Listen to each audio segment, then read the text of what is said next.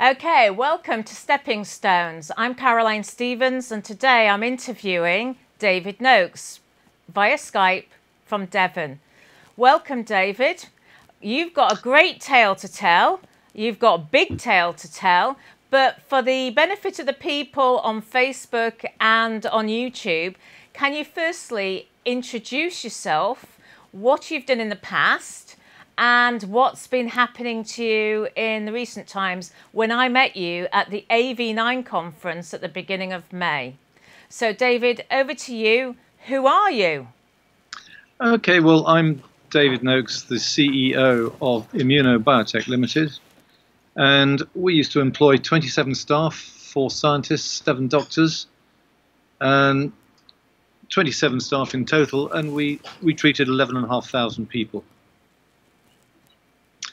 And we treated them with GCMAF, which is a human protein and a human right.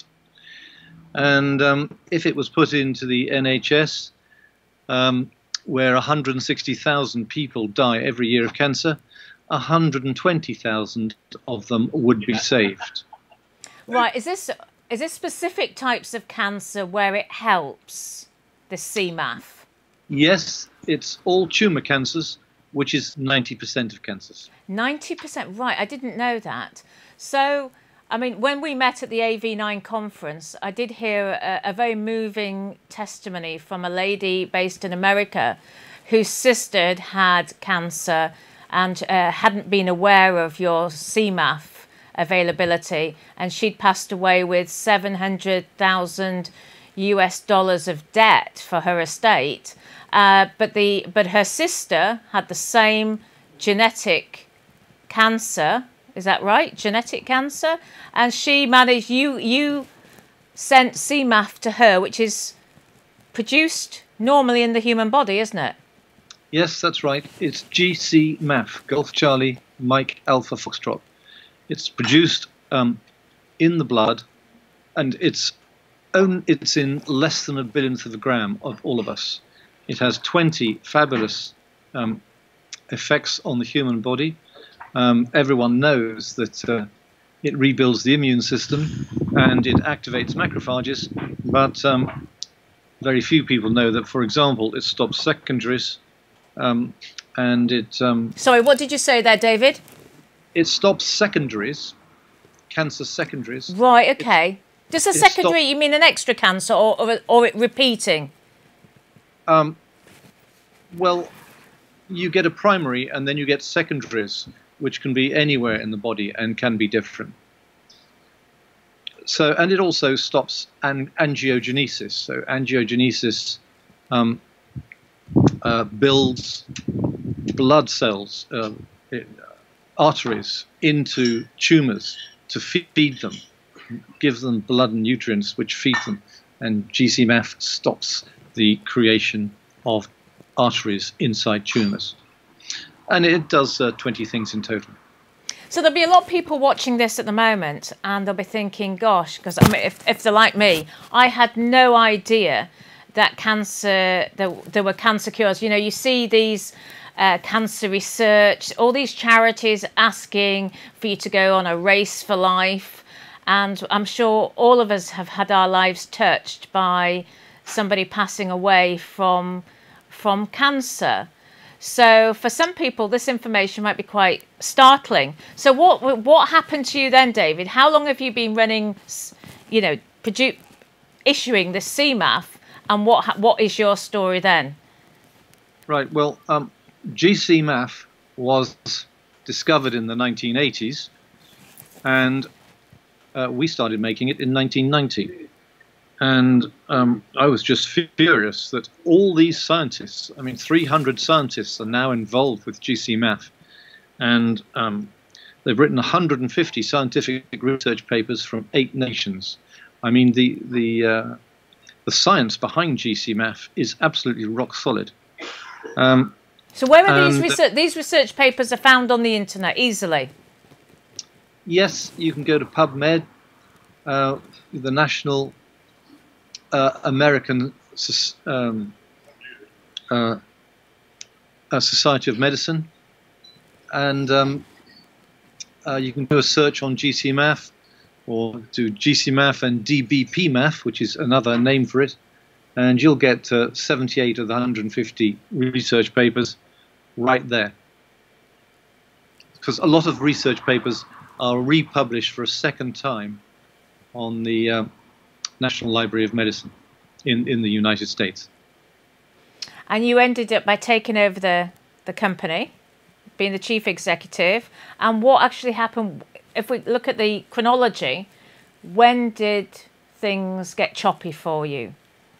Well, I founded the company, and everything went fine until the beginning of 2015, when we got the first of 14 raids by over 100 police officers.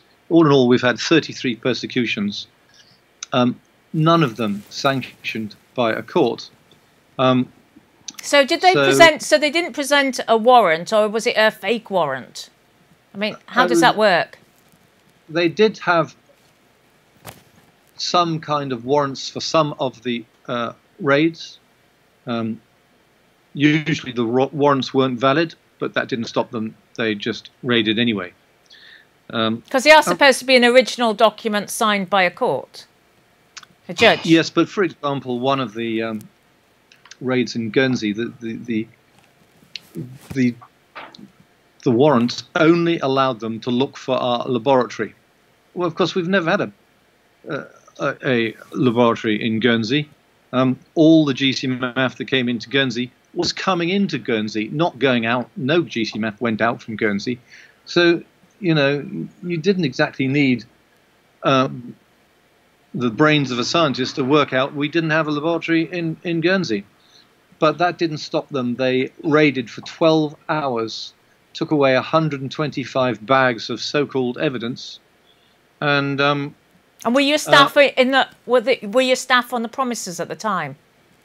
Well, they raided the office and the house at the same time, 20 police officers, on a bogus warrant. Right. And they don't care whether they are acting legally or not. I mean, we've had clinics closed down in 3 nations. And the big pharmaceutical companies who control their regulators, like the MHRA, the MHRA has... and the MHRA stands for the Medical and Healthcare Regulatory Agency. So what is the MHRA? What is it as such? Well, it's supposed to protect us from the big pharmaceutical companies and their drugs. Right. And it's also supposed to give support to new treatments, which is GCMAF. You know, they should have supported GCMAF. But actually, with big pharmaceutical company directors on the board, it's a horrific conflict of interest, which results in perhaps 200,000 deaths every year. And the only thing they are interested in is protecting the profits of big pharmaceutical drugs and closing down anything inexpensive that works. So the big pharma wins in respect of people are being subjected to chemotherapy on the NHS at an average of, say, £40,000 per head. That's right. The average cost of chemotherapy is £40,000 a round, and GCMAF is 1% of that, which they really don't like. And of course, they don't want to get involved in making it because it's a human protein. It's not synthetic. It is a human protein, and you can't patent a human protein. You can't patent anything natural. So they don't want anything to do with it. They just want to wipe it out. And that's why we've had 33 persecutions, including our bank accounts closed. And, you know, I've seen inside 5 cells. The last one was Wandsworth Prison. And this is what you get these days if you try to save lives. And we did. We saved hundreds of people from cancer and thousands from other diseases. And it's ironic, David, because I know you have spoken at length about the influence of the European Union on the lives of ordinary British people. I've been myself very involved with the referendum campaign, and now I'm involved in finding independent candidates to stand for Democracy 17-4.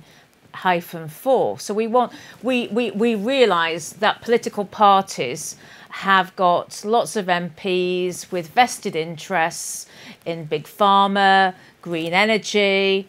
Some of them are on the sex offenders register, and so on and so on. And the MPs believe that Parliament is sovereign, strangely, and well, we believe that the people are sovereign. So, you know, it's ironic that you were talking about the EU, and now we can now move on to talk about the European arrest warrant. Well, firstly, people don't realise how much the British laws have changed while we've been inside the EU. There are 3,000 European laws and 120,000 regulations now on the English statute. And they can now close any bank account anywhere without going to court, just the word of a bureaucrat. And that's how our accounts were closed. So no bank account is safe. So the situation with you, your banks, you've gone to your bank and tried to get money out, and they've said your account's closed. Or did they write to you or ring you? No one ever contacted us. First thing we knew was when our credit cards didn't work.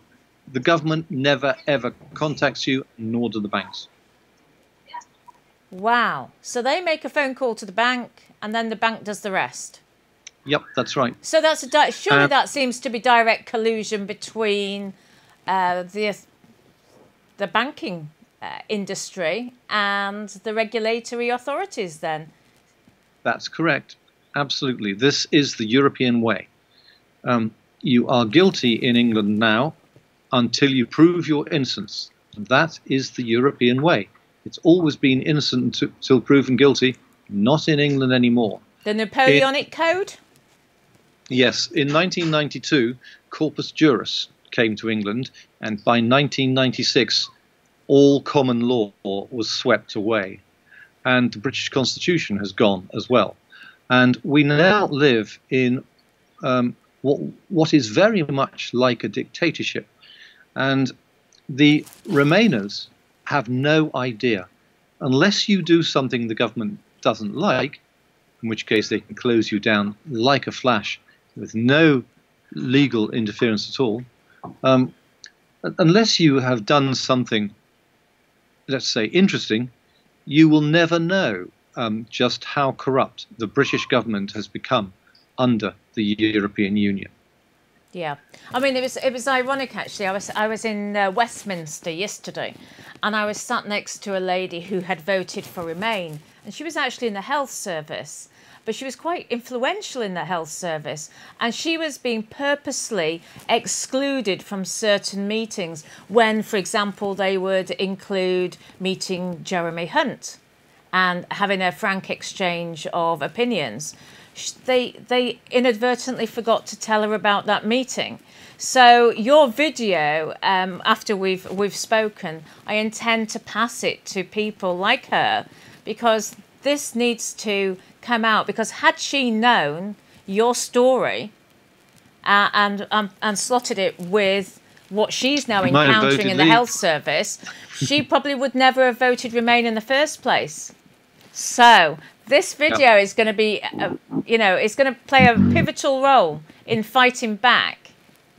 I mean, you know, we're talking about democracy in this country. I met Dominic Grieve. I don't mind admitting it. Dominic Grieve, a qualified lawyer, isn't he?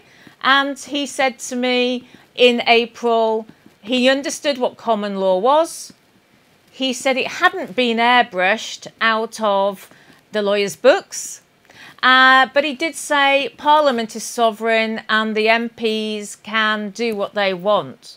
I have a witness to that. I went in with my Brexit bag. I was supposed to not say anything and just sit and listen. But can you imagine an MP? And of course, what's just been happening? You know, these same MPs are on television saying, you know, we're going to thwart Brexit, and quite frankly, David, I'm sure you agree that we're not getting Brexit, but it's more closer integration. Why is it that we would have been accepting all these regulations since the 23rd of June 2016? The writing is on the wall, surely. Yes, I completely agree. But the European arrest warrant, which was agreed to by Edward Heath, is really quite horrific. So any British person can be snatched out of England and taken to a European jail. And the worst jails in Europe are in France. They're absolutely horrific. A French female doctor has written an expose on what life is like waiting 18 months to get in touch with a GP, and 100 successfully commit suicide every year in French jails because they are so awful. So how many people have tried to commit suicide in French jails? 100 die each year. But did you say there's quite a few thousand actually attempt suicide as well?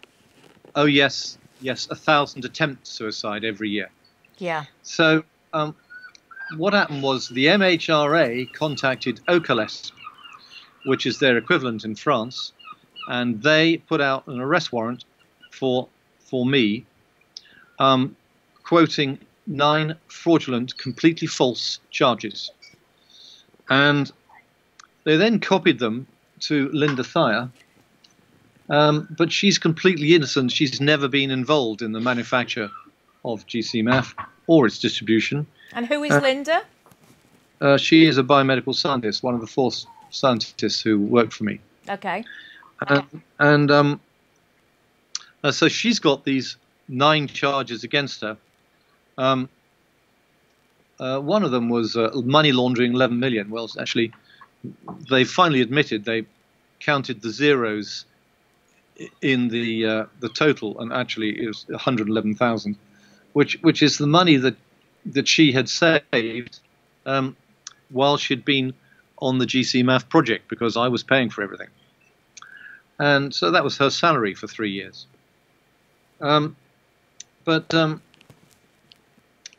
She's so the British courts cannot stop you going to France.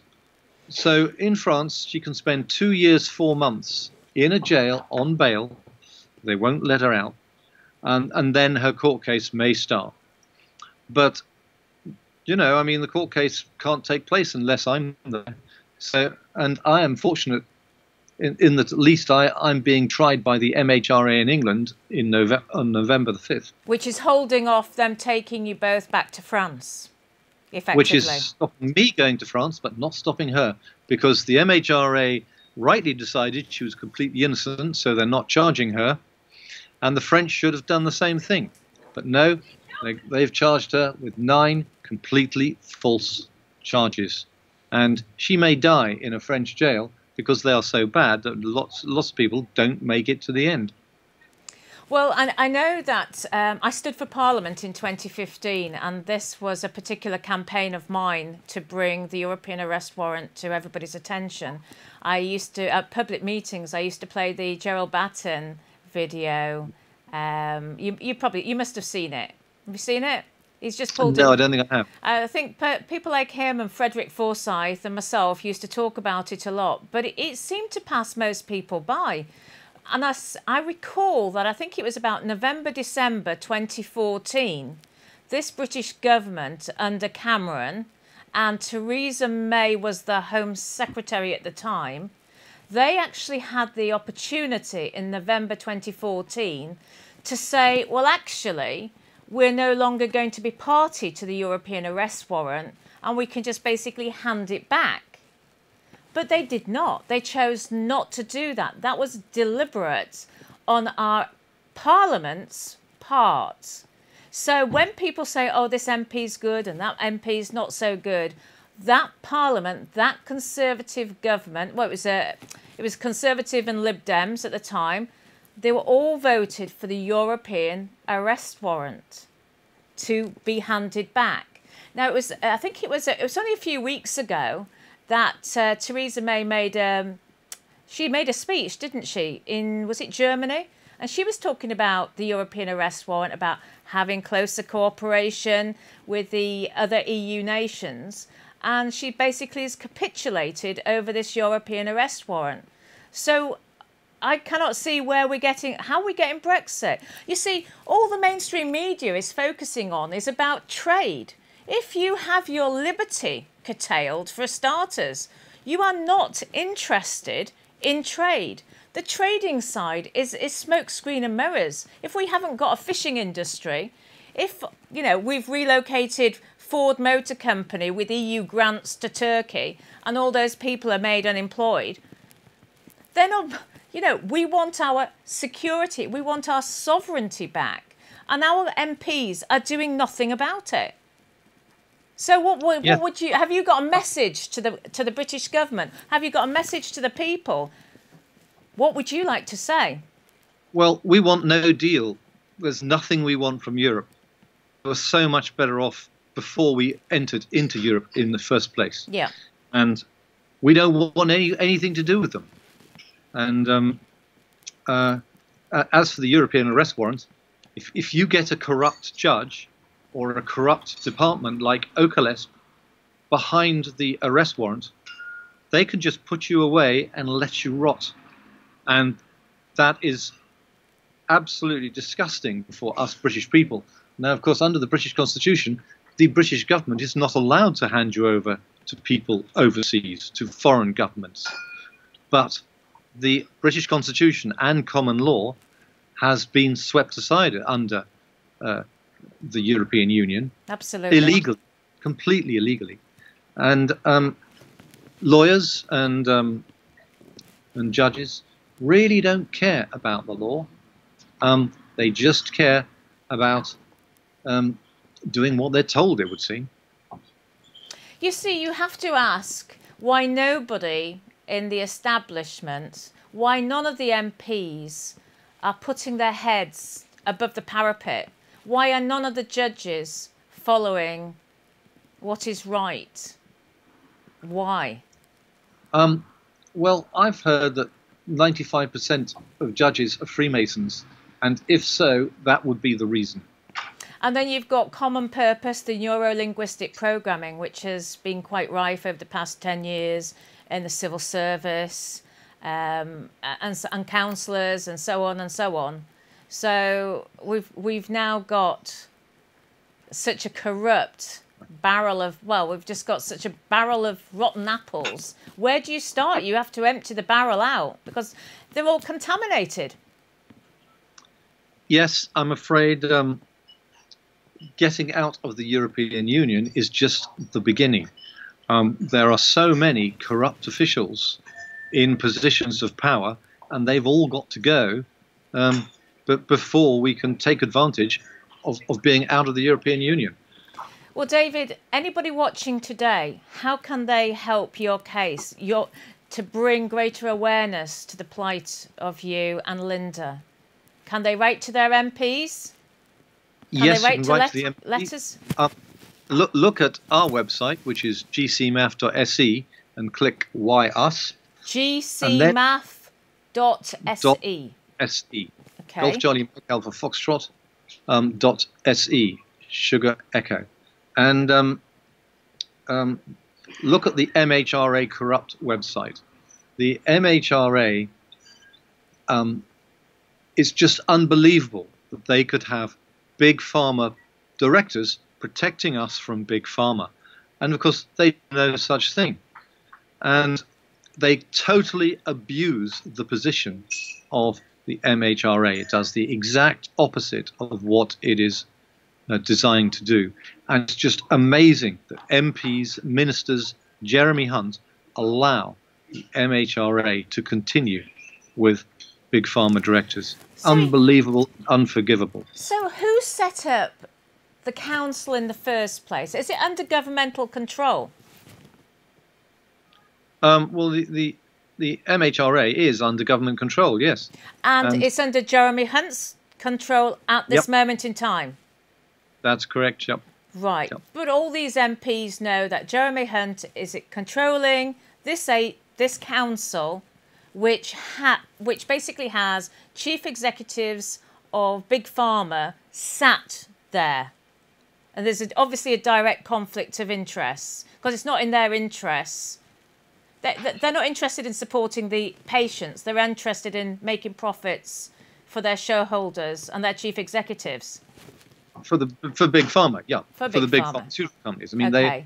both the directors, Ian Hudson and Gerald Heddle, are ex-GlaxoSmithKline. So, you know, they approved Avandia, which killed 80,000. They approved Seroxat, which is also called Paxil, which is horrific withdrawal symptoms, and killed 1,000 people. And that is what they do. They license drugs that kill, and they make it impossible for treatments that work, like GCMAF, to make it to the general public. So how are you spending your time between now and November? How are you managing with the banks foreclosing effectively on your accounts? I don't have any accounts. I don't have any dealings with banks. I have nothing. So have they still got your money in the accounts? Yes. And it's your money. So yes. Let me just speak to the screen, because really the person in the government that I think people had hoped were going to, the MP that was going to help the Brexit team the most, the one that is most highly revered, is Jacob Rees-Mogg.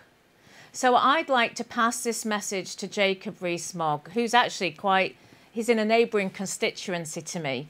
Jacob, if you're listening to this video now, please, please get this case looked into immediately before there's any more problems. We want David and Linda to stay in this country. You, Jacob, are the person who talks about common law and the Magna Carta. I've heard you talk about it. If you truly believe in what you say, then put your words into action and help David and Linda today. Well, Thank you, Jacob.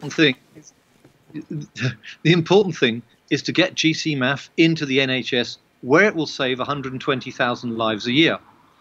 And, of course, to get rid of those big pharma directors in the MHRA. And those are the first two things, much more important than anything else.